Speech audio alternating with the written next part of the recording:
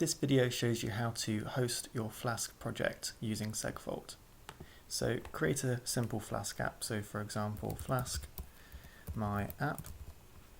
The repository has to be public and create your repository. We're going to create a simple Flask app and then we're going to use the segfault website to host it quickly.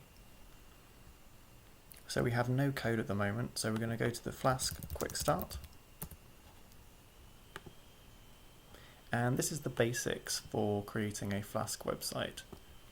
So we're going to copy that. And this is going to be the first file that we create in the repo. So first we have to create our own project. So I'm going to use the terminal for that. And I'm going to do this in the temporary directory, just for an example. So I'm going to make a new directory called Flask my app. I'm going to go into that application and I'm going to create a app.py.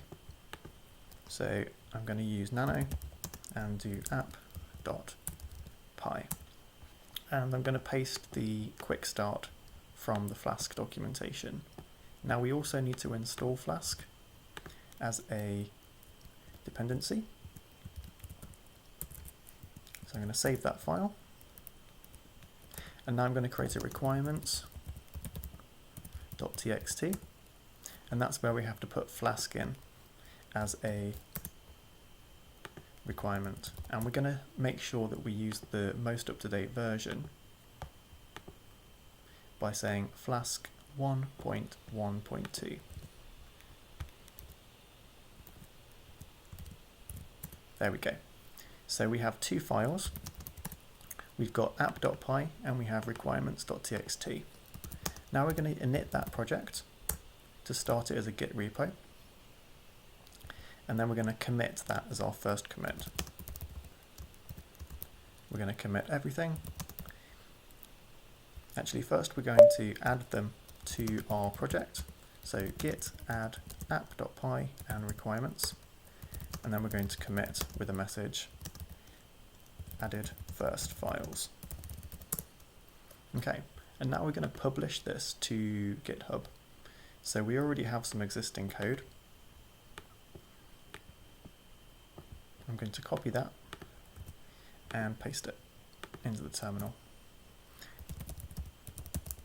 It's going to ask us to authenticate.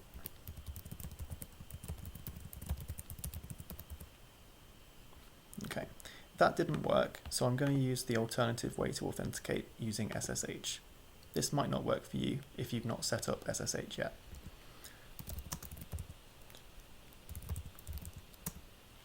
And I'm going to do git add remote origin, and in this time I'm going to use this remote instead of the HTTP.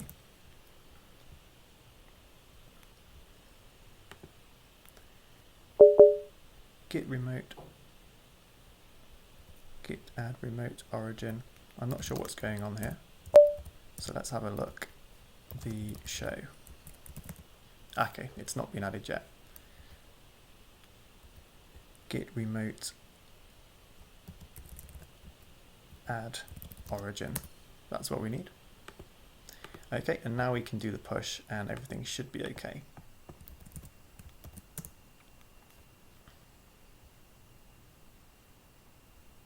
Great, so now if we refresh our repo, we have our first application and we've got a very simple root, so the home page returns hello world.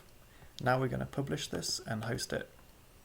So to do that, we take the HTTPS, copy that, and go to segfault.app and paste in your repository address, press host my project now, and after a few seconds you have a web address available for your application, and there we go, we have hello world hosted on your URL, and that will work from anywhere.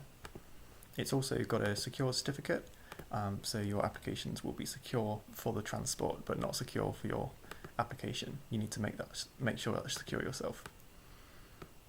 If you want to update the application, then it's just as normal. So let's add another root.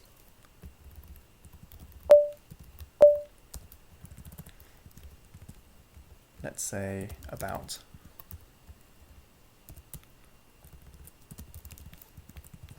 And we can say this is the about page. Okay, so we've done an update to the site, added about root. There we go. And we're going to push that to our repo. And then on GitHub, we can see that we've got the new code. But the app hasn't been updated yet. So what we need to do is just rehost the application by copying the address. I'm going to segfault app, paste it in again,